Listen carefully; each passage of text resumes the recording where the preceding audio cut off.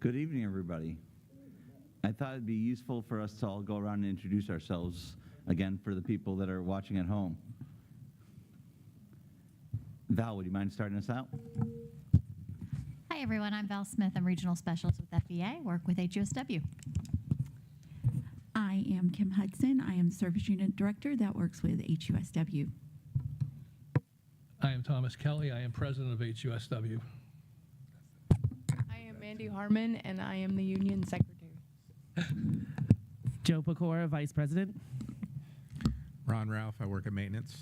James Sloan, Treasurer. Caroline Mokler, Staff Counsel. Alexis Brown, Director of Human Resources. Matt Goldrick, Director of Labor Relations and Professional Standards. Steve Grinelli, Executive Director of Support Operations. Good evening, Ed LaRose, Principal, Wiki Waukee High School. Mike Lastra, Principal, Eastside Elementary. So we do have a few things to propose tonight, looking towards next year.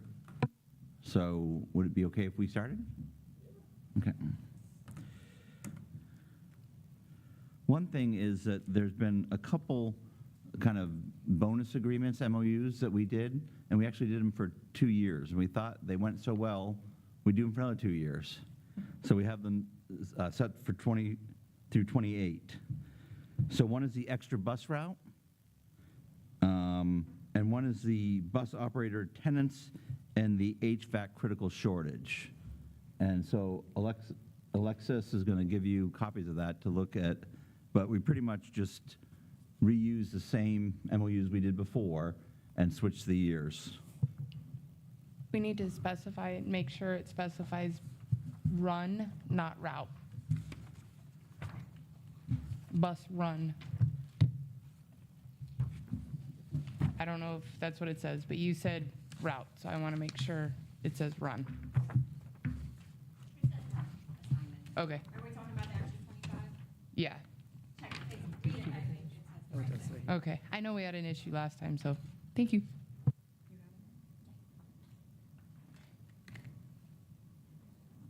But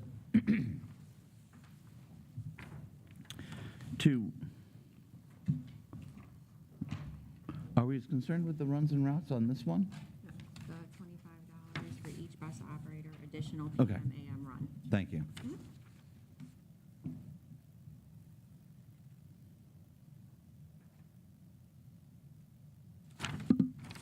Now, this was only for bus drivers. Is it not including the attendants? That is correct.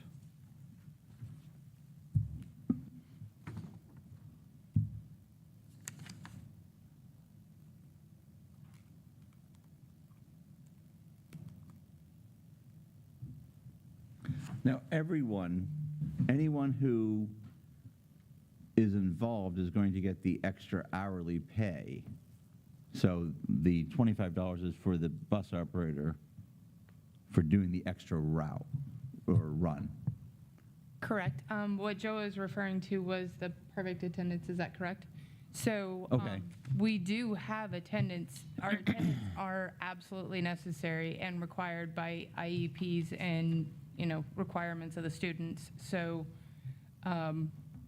we're not real sure why attendants weren't included in that, but it's been asked of us. So to put it out there, we need them too.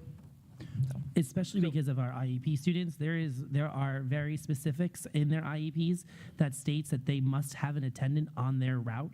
So now I get why we pay the driver because someone has to drive the bus.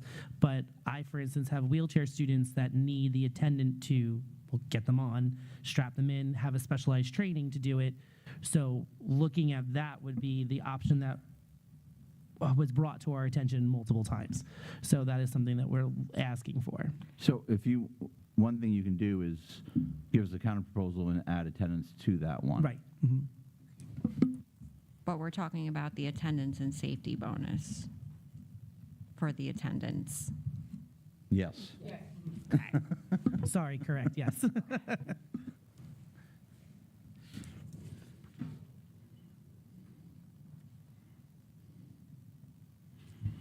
Any other questions or clarifications about those two?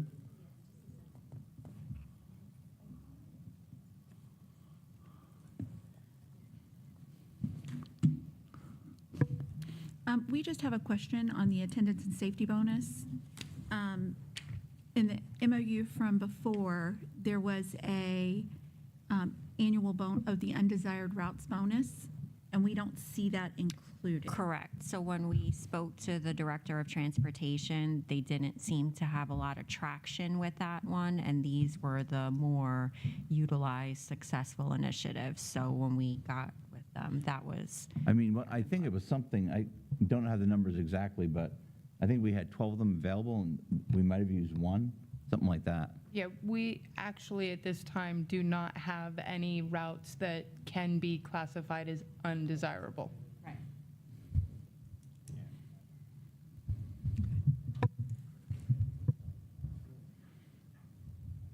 But I apologize for not mentioning that, because I was kind of thinking it was just a separate one that we weren't going to offer, a third one.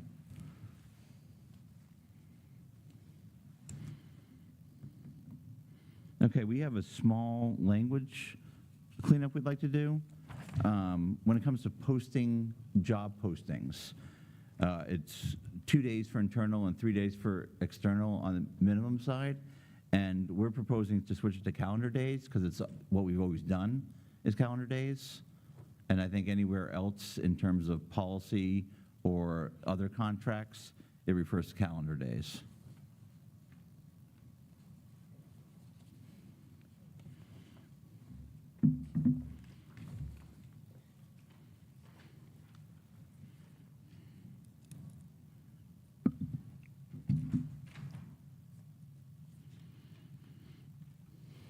So you're going to change it in the second sentence, the third sentence there also? All positions with posted as internal postings that are available for current school board employees only will be advertised for 2 calendar days. If after 2, never mind, I just read it as whole. Just kidding. Sure.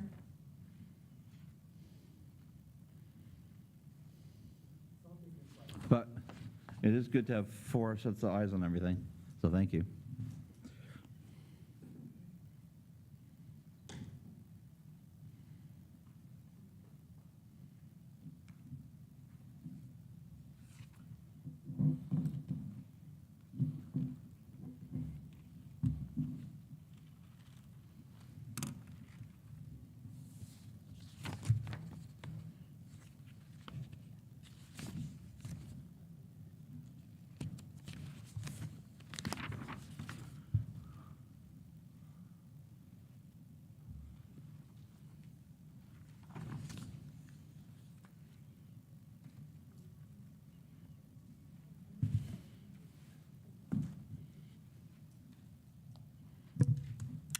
Question, where it says school board employees only and will be advertised for 2 calendar days. So could that be possibly, it's posted on Friday and would run Friday and Saturday, and then after 2 business days, so That should also be calendar days, if after 2 calendar days. That's the other one. So we can make that. the hiring administrator does not find a suitable candidate, the position will be posted. So, It's basically before we had Higher Enterprise, it was not able to set up positions to then go external promptly. And once we went to that electronic applicant system, we can post straight through the weekend. And so if you look in other places, it says calendar days. so it could be posted on a Sunday externally. Yes. Yes, yes, it could go, but it would be for 3 days. So it would still be during the week. But they have to, that's if we're seeing that no postings are happening, because we have to interview the internal candidates before we, A site can request to post it internal and have it go set to external. If they choose to start with their internal applicants, they may. All internal applicants have to be interviewed. If one external applicant is interviewed, all external applicants are interviewed. That's the way that that interview process works. Thank you. So So we're going to update the 2 business days to calendar days then? Yeah, okay, thank you. Well, I would just say, I think it's actually right where we kept the 2 business days because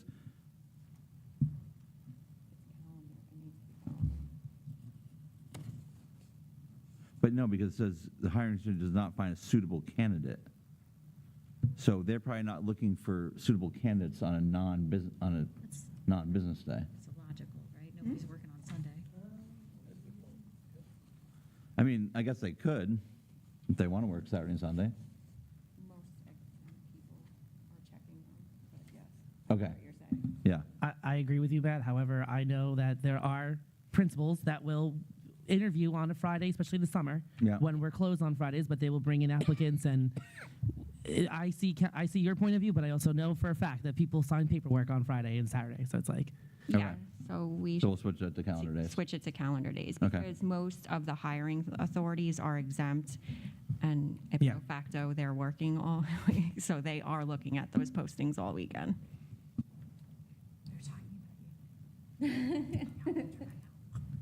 Working on the weekends.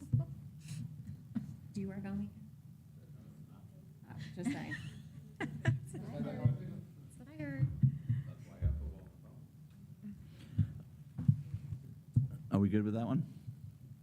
I think so. I'll make the correction. Okay. Thank you. So if we do break, we'll correct that one and bring it back for your, and then if you have a counter, you can let us know.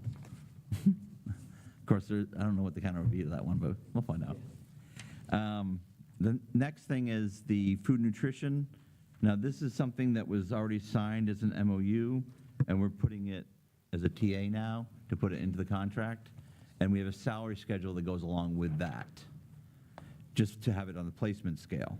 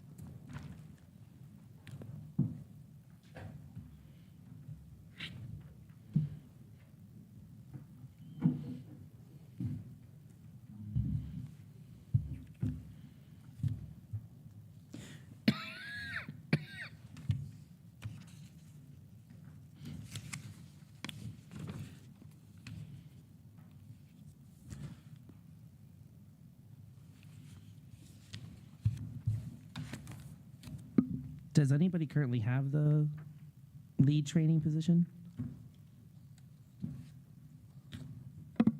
I'd have to pull an employee list, but it exists. It This exists. was already, this was signed as an MOU. It was actually kind of like a 2-year-long process. It started before Miss Strength left, then was followed up by Miss Longo, fine-tuned, and it just realigned what they were already doing for their progression. For Okay. their, yeah. So it's just a follow-up to the MOU to make sure that it now makes it into contract language. Gotcha. Thank you.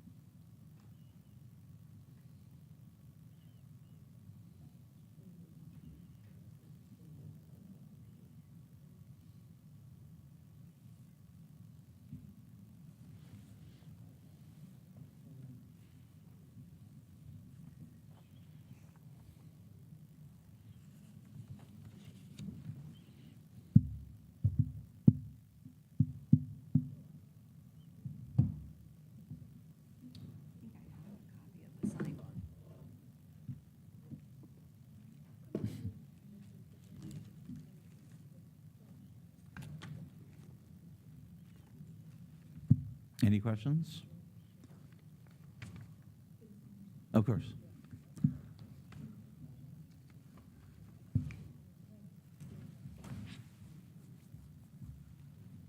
Is it?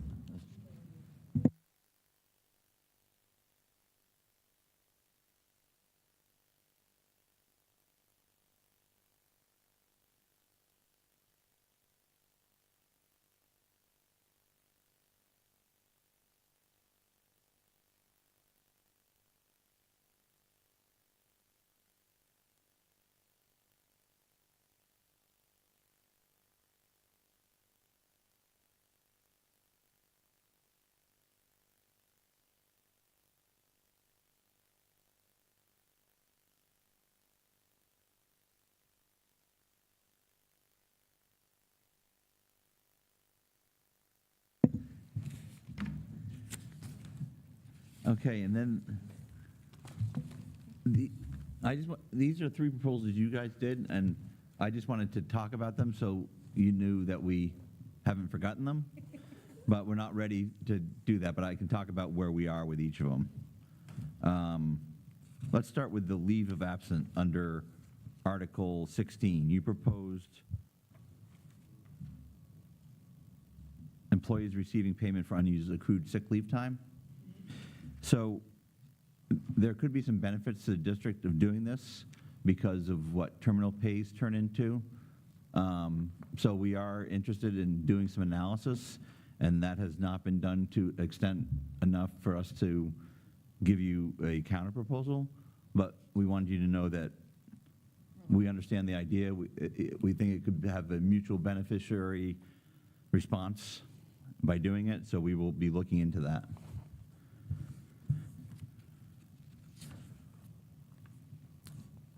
I think with bereavement leave, we're not ready for a counter there because anything we did, we'd have to change our policy, and we'd also be looking to probably do it for everybody because we already experienced once in this district when we only approved it for 1 unit and no one else got it, and that was just kind of silly.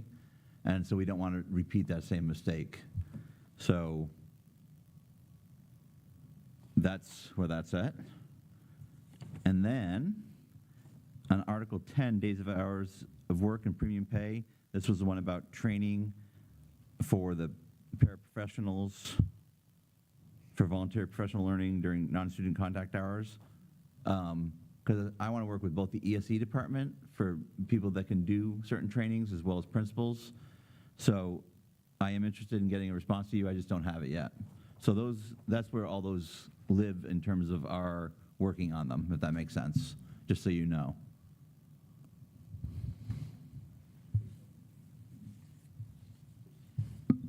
Quick question. With the bereavement days, did HCTA bring anything or have they mentioned anything? Because we run into the situation of the 3 days, for instance, I lost my mother and I lost my significant other the same year.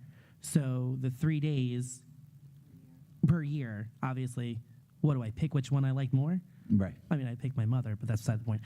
I mean, where do we go from there? I think is more of the concern. We've had it recently where we've seen more, and we're, parents are getting up there in age, significant others are getting up there in age, and we're running into that time now where they're taking, we tell them 3 days.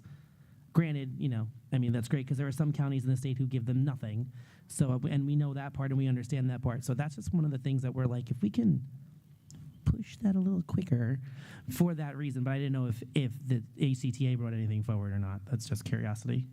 I do not recall that they did. Okay. Thank you. Yeah. And I guess another important point to make is that as we look into the next year where we could reconsider it, it's always that thing that there's one pot of money, and so we decide where we want to spend that money. And so we always try to make that point that, so we'll try to do it we did do a little analysis about what that would cost us, so we'll continue to do that so that we could say, well, this would carve out this much of what we have.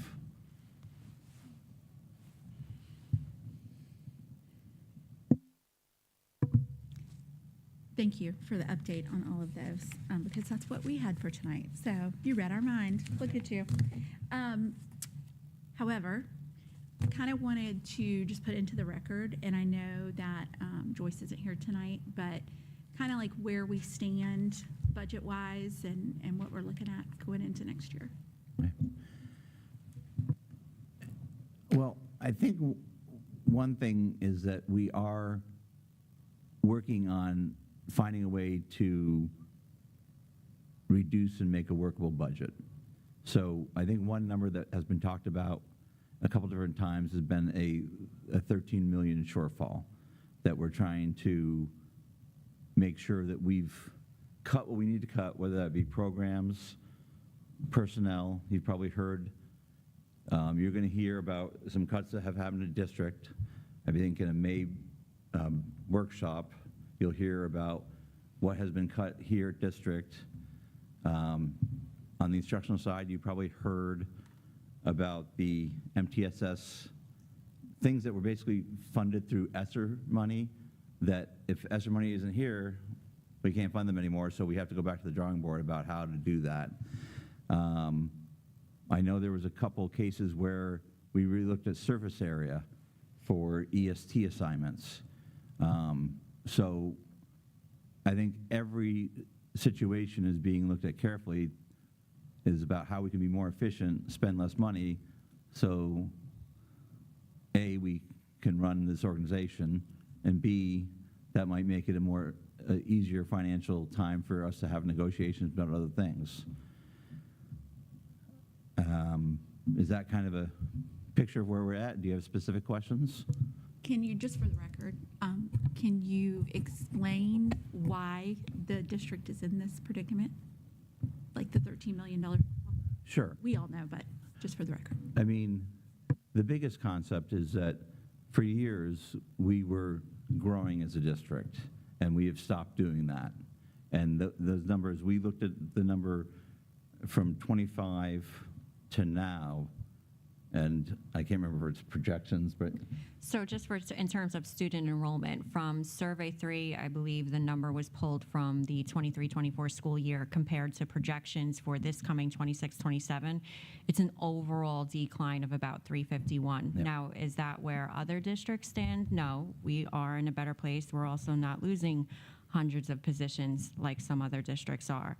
Other districts chose to fund more critical positions out of ESSER funding. So they are hitting that ESSER cliff harder than we are.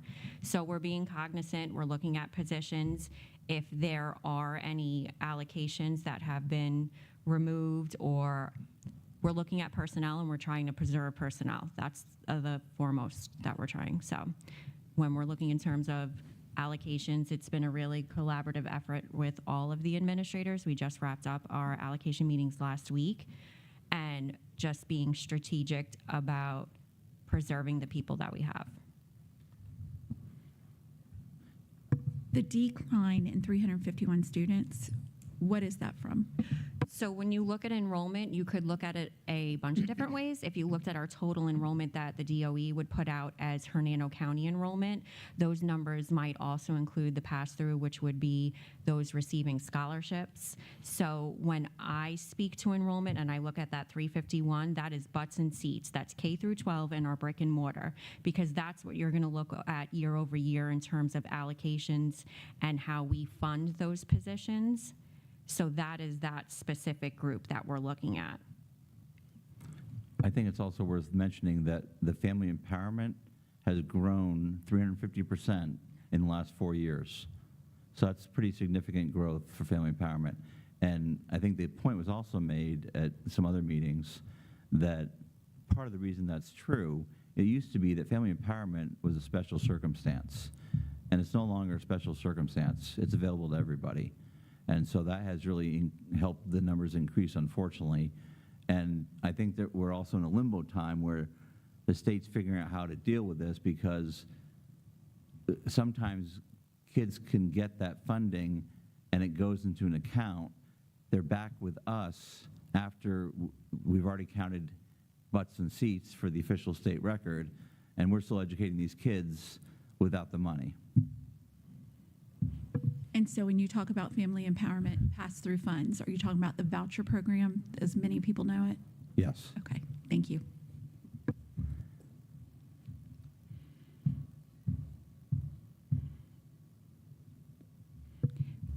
Do you know how many allocations are being lost in the non-instruct unit off the top of your head?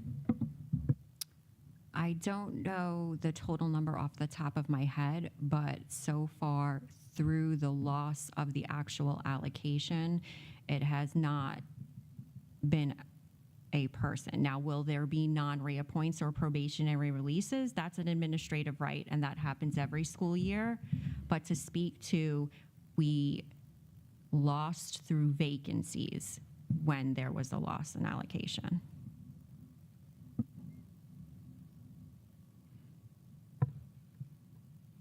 Is there a potential that some of these people that get pink slipped in EST on maintenance, that they just will not replace that position, leave that open?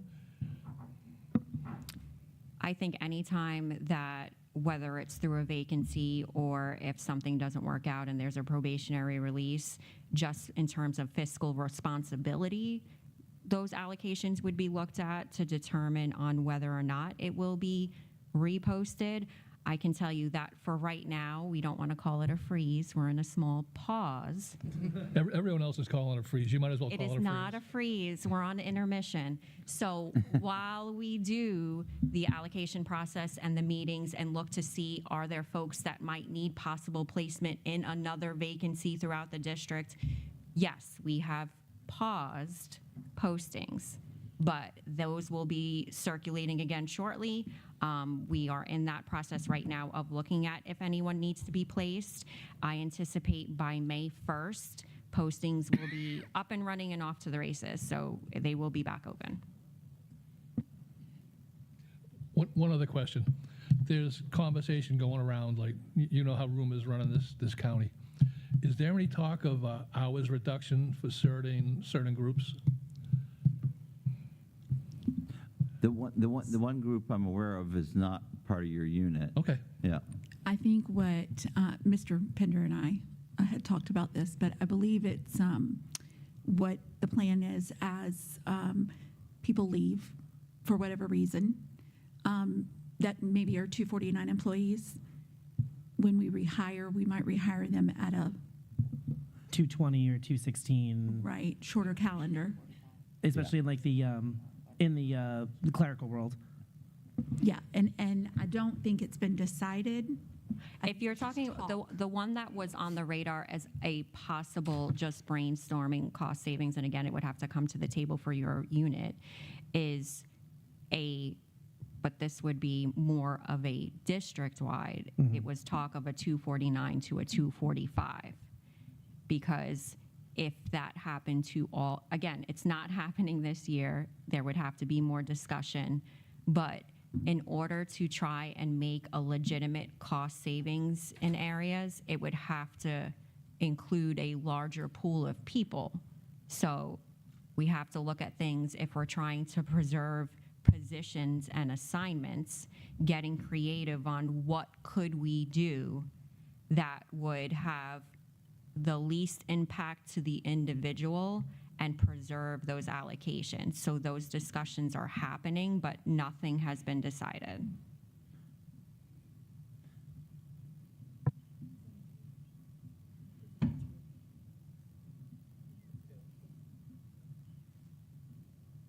I think the last thing that some people were asking was, in maintenance especially, is why are we not funding some of the positions through capital funds where they could be paid for through capital funds?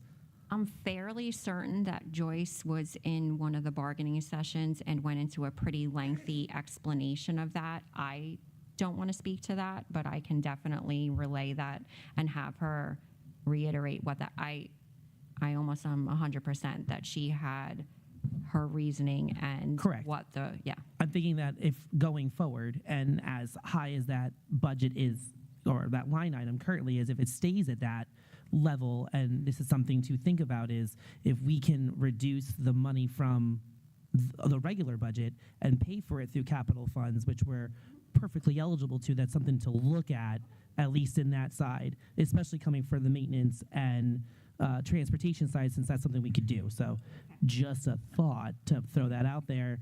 And we did move some percentage this year, because, Very minimal, yes. well, more than the previous year, though. Yeah, correct. But we're looking at a higher cost change, that's why. And it is true, but the challenge is that we still have capital projects for I know, like last August, we spent $1 million on air conditioning that we didn't plan for. We just had to fix. So there is that, the wiggle room is very small. And I'm fairly certain that this year we did maximize what we were able to transfer over. So that is being looked at. But like you said, I mean, my gosh, we didn't have a major hurricane this year. We can't, right. So we can't deplete because we still need to be prepared. And I just wanted to say, so Florida law generally prohibits local governments from using capital funds to pay employee salaries. They're designated for fixed assets and infrastructure projects. Operating capital outlay is defined as the appropriation category used to fund equipment, fixtures, and other tangible personal property of a non-consumable and non-expendable nature. And that's section 216.011. Fixed capital outlay refers to appropriations for infrastructure and capital projects, and that's under 216.011. So there are restrictions on the local government's ability to fund employee salaries using those funds.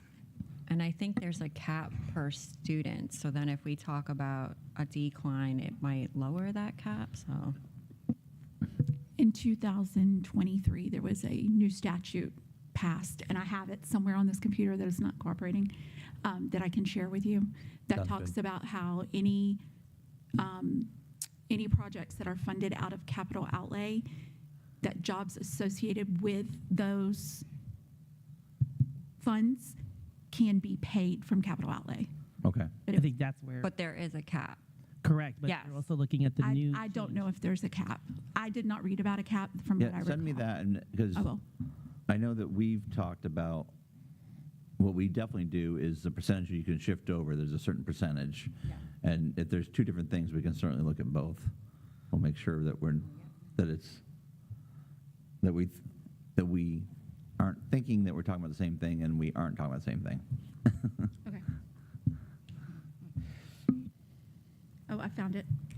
It is section 1011.71 Florida statute. Sorry, buddy, you got to start over. Florida statute. Okay. Section 1011.71 Florida statute, that the law that governs district school taxes in 2023, lawmakers added paragraph 2K, which lets districts use the 1.5 mil capital outlay levy to pay for salaries and benefits for employees whose job duties support activities funded by this subsection. In plain terms, that means if the employee's work supports something that is normally funded by capital outlay like buses or transportation or maintenance, those salaries and benefits can be paid from capital outlay dollars. Okay. And again, we're not asking for, millions here, although that would be I'm nice. pretty sure, though, that we are doing, and that I do believe there is a cap. It says in plain language in the statute.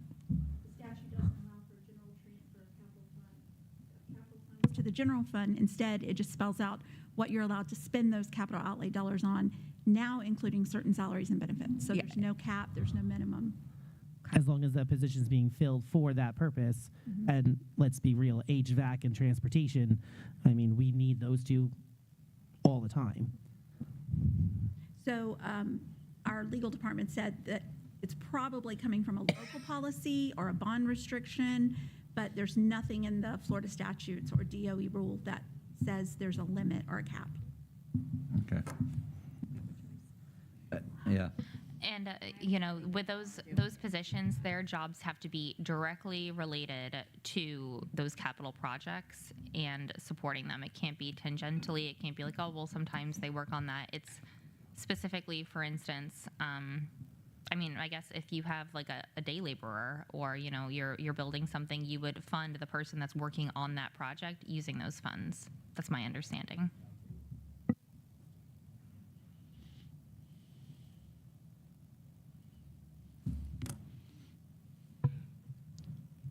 Matt, this might be out of line, none of my business, but is there any way we could get a list, or where would I find a list of capital improvements taking place this summer and what the cost would be, you know, projected to be? Do they have half-cent sales tax meetings? Is that, yeah. So, I mean, one thing is to attend those meetings that they have for the half-cent. And the other piece would be the workshops that are done. Correct. Workshops where the projects are, they'll have the quotes and stuff on those, on the agendas. Thank you. And I think May is the next half-cent meeting before the board meeting at 5 o'clock. I can get you the exact date. Okay, I'll give you a call. And it will be posted too on the website, because you know how they have like every first meeting of the month has the informal there at 1 o'clock? You'll see the 5 o'clock either committee meetings for half-cent or millage, as well as when we get into the budget season in September, we'll have a couple 5 o'clock meetings for the budget. Okay, thank you.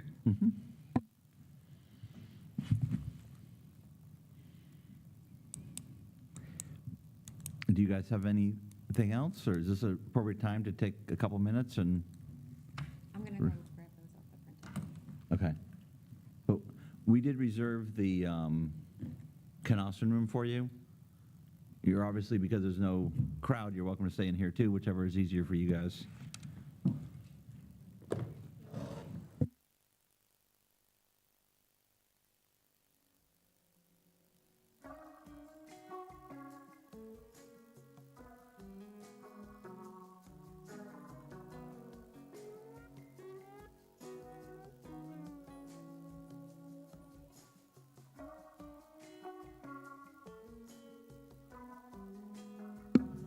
I didn't hear it ding. Aaron, cut the camera.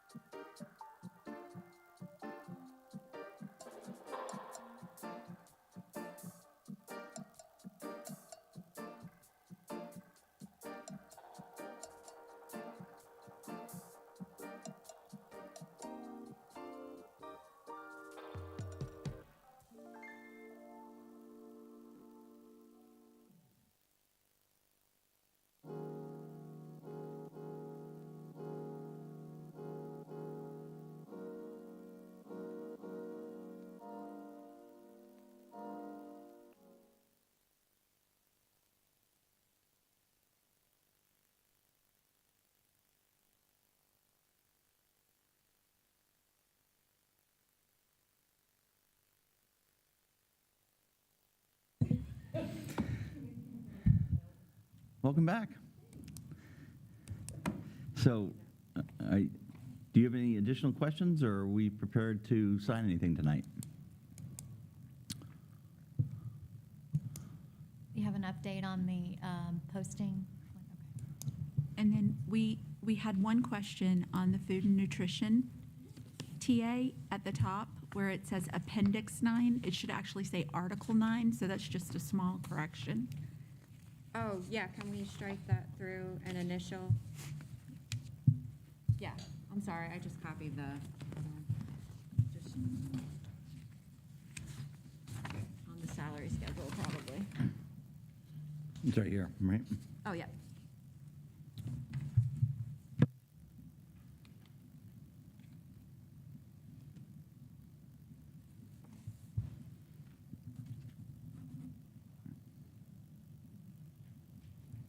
Second. 22nd, yes. Birthday.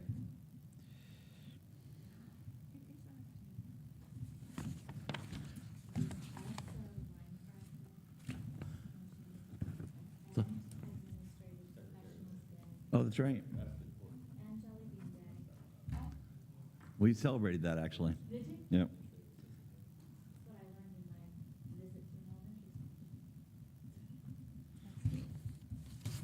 So here is the food and nutrition and the salary schedule.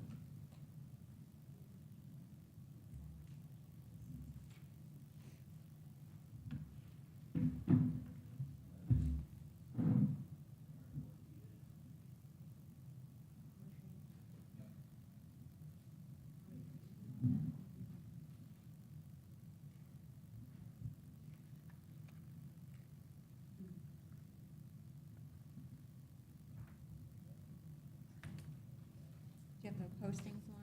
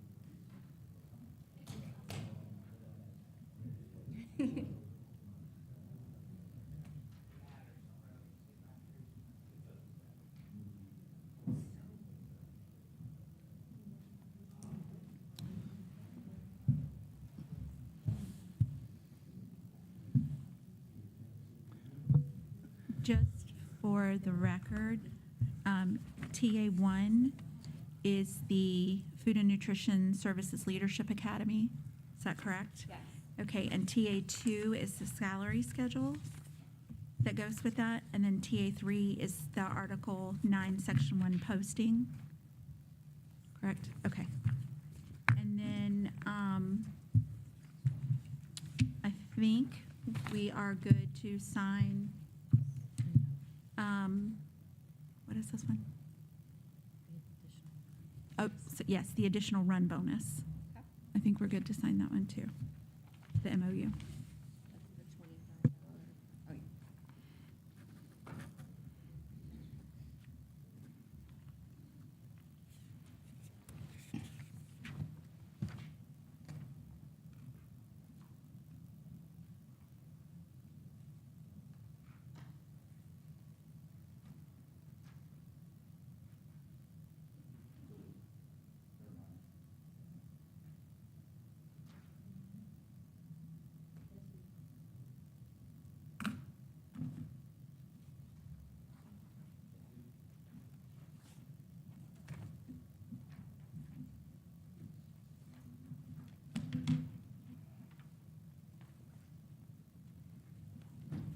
And did you have a counter on the attendance and safety bonus?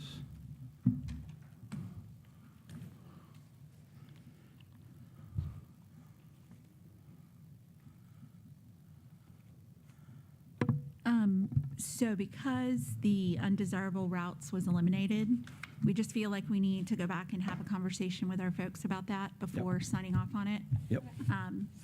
But we thank you for having it ready tonight. But hopefully, thank you for having it ready tonight. Yep. But hopefully, next time we'll have a counter for you Okay, on that. sounds perfect. So do we want to get our calendars out?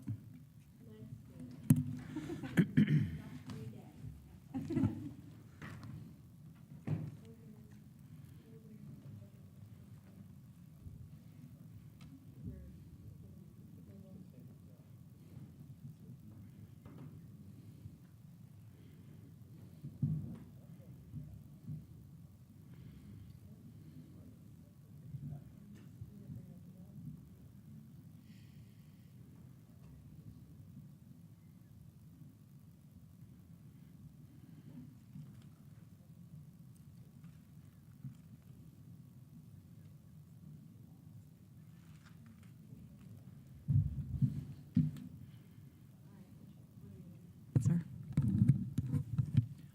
What week?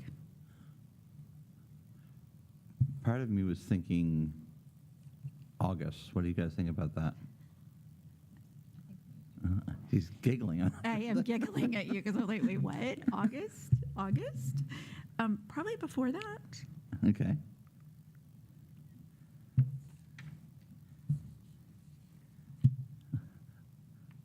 I was also feeling a little subconscious because it looks like Valerie's taking pictures of me. She's just scanning over here. What were you thinking? Well, I will tell you that June, the week of the 15th, I'm out. I'm in a training. And the week of the 22nd is not good for me either. So then we get into July where we have the 4th, which is a bad week always. No, And- what about the first week in June? Probably not. If I'm being honest. You just have so much going on with school closing and trying to represent people, or maybe not. Mandy's right, maybe August is gonna be. Yeah, we might not have a budget by then. That's kind of why I said August. August.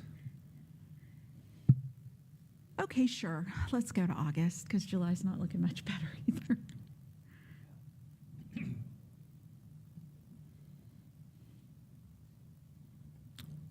And are you guys still in the world in which you like Wednesdays? Yeah, if we get a Wednesday on the calendar before Citrus snatches it up, yeah. Because I'm looking at 12th to the 19th. Of when? I'm sorry. 12th or 19th I was looking at. 12th or the 19th. Yeah. 19th might be better. Yeah. The 12th, the first week of school. Yeah, maybe the 19th. I can't do the 19th, so if we can do the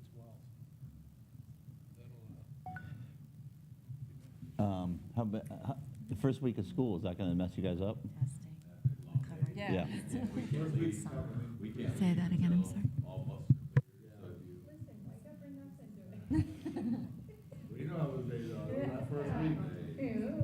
Do we just want to punt to the 26th?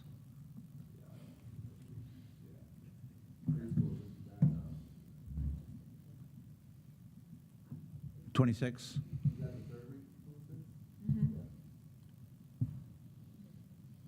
Yeah. So 5:30?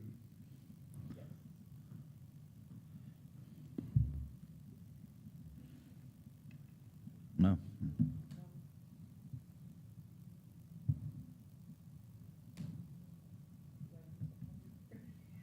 Wait, you said no?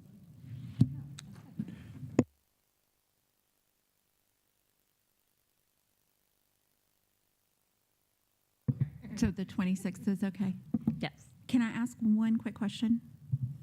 On the MOU about the attendance and safety bonus where it says pre-employment testing, what is that going to look like during the summer for bus drivers if we don't sign? We don't, I don't think we do it during the summer, do we? No, If they have any sub-bus operators that are being cleared over the summer, we could run into a hiccup with that. So maybe if you could talk, and then if it's a go, then we just meet to sign or something. Okay, Okay. okay. Thank you.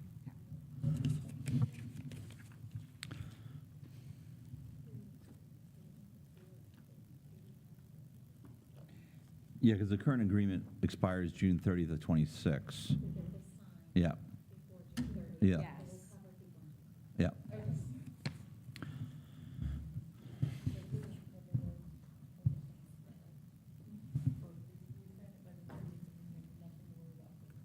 Right.